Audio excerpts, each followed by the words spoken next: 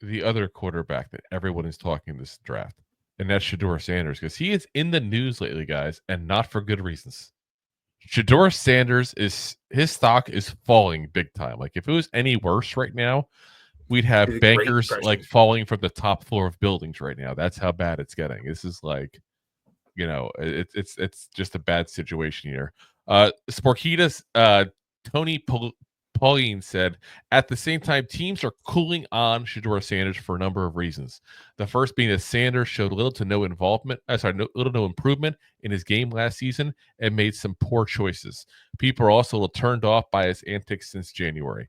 The Colorado quarterback chose not to throw at the combine, which isn't unusual at all for a top-rated signal caller. Yet this comes off the Shrine Bowl, where Sanders was expected to at least participate in the individual passing drills, yet he showed up on the field for just the first day of practice, making a brief visit dressed in sweats. Then you have CBS's Jonathan Jones. They've been interviewing with teams.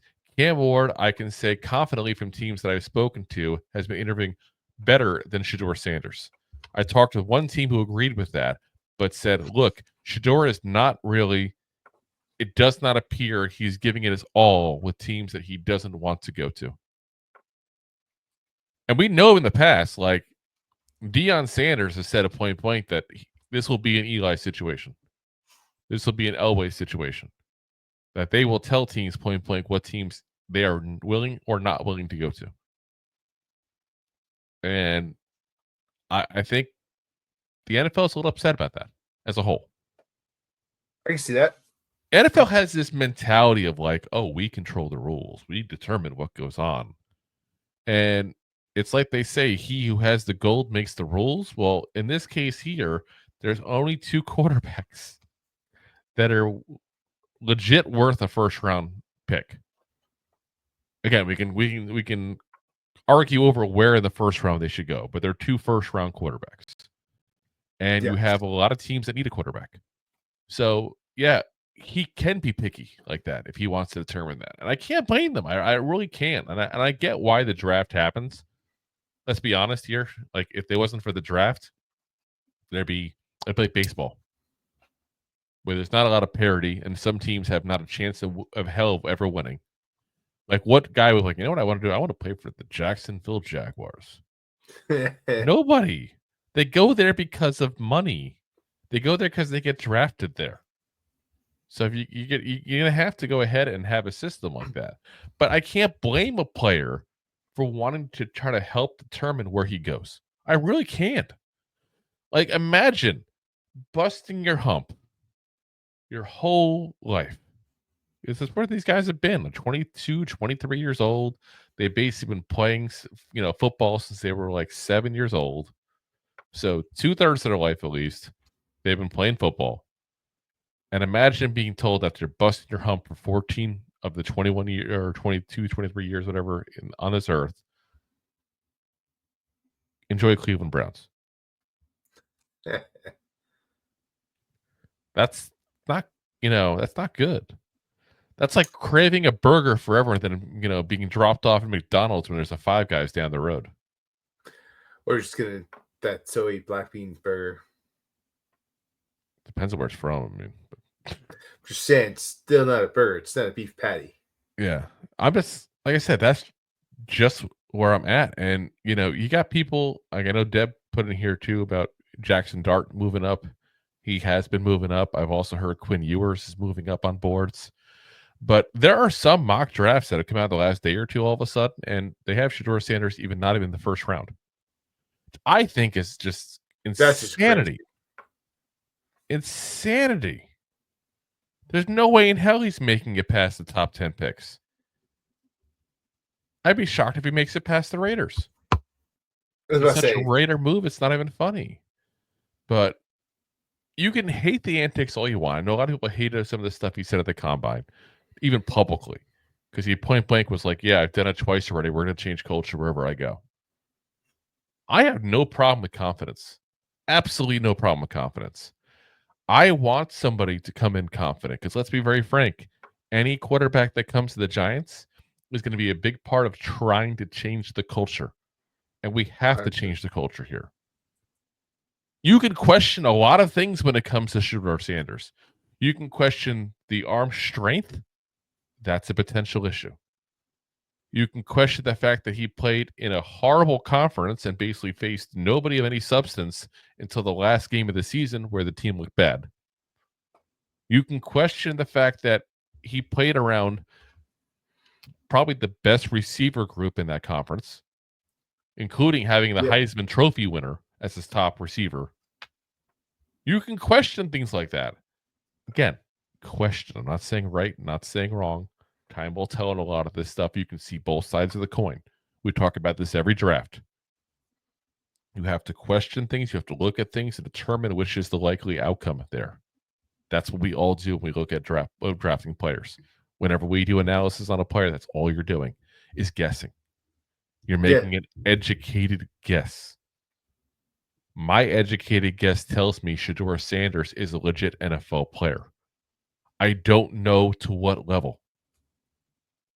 I'm not even going to try to front and say otherwise, guys. I do not know to what level. I'll say this.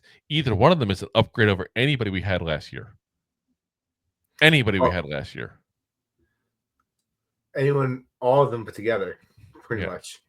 And when you have guys, again, I know we had a good rookie season, but when you have guys like Bo Nix going in the first round, in like the middle of the first round last year,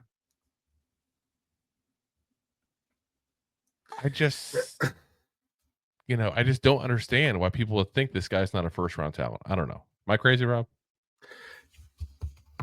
Listen, we've talked about this a few times. We've been talking about Sanders for pretty much over a year at this point, because when we were doing last year's mock draft, Sanders was still like a top 10 quarterback, which in last year's draft, 100%, 100%, was a first round pick. The reason to wait to this year is to be an obvious first round pick. To be number one overall, we've said this before. Like I don't see it. I get it, but I don't see it. He should be like pick 11, but he's not. He's a mid first round pick. Yeah, but he's not going to make it past 6. There's no way. Yeah, I don't think the Raiders let him go past at all. I think the Raiders would be very happy if he dropped to them. Very happy. Like I said, I don't know. I gotta wonder too, is part of this the hype of people that want him to drop? Like we talked about that, a couple of years ago with Kayvon Thibodeau. Like I think the Giants were hoping he'd drop and kind of manufactured some disdain for him to go ahead and help make him drop, which is sad. Like you're like, I hope you make less money. That's basically what you just did. But teams do this. They're selfish. They do what's best for them, same as anybody else individually does, and same as any business does as a whole. If you need a quarterback, and let's say you're the Raiders at 6, because we used them before, we use them again. Let's say the Raiders at 6 are like, okay, we might have to trade up to get him. But remember what we said before, if we wanted to trade up with the Titans, there's the rumor, if you want to go on the high end, it would take, along with our first or second this year, our first and third next year. Imagine what it would take from 6. You're still on the farm. You're giving up that. And you're giving up that third becomes a second, probably. You're probably still giving up a third on top of that. And you're probably might be giving up even something beyond that. Like it might be just 3 firsts. I was about to say you might be giving up a lot in the next year as well. So this happens every year, guys, where players just get looked at like they're not as good as people think. I wouldn't take them if I was them. And then you see the same person who said that taking them. And then you're doing the best Dark Helmet impression. Fool you. But I could also see teams that he didn't want to go to taking it personal that he just didn't seem interested in them. Yeah, because listen, if I can have him, you can't have him either.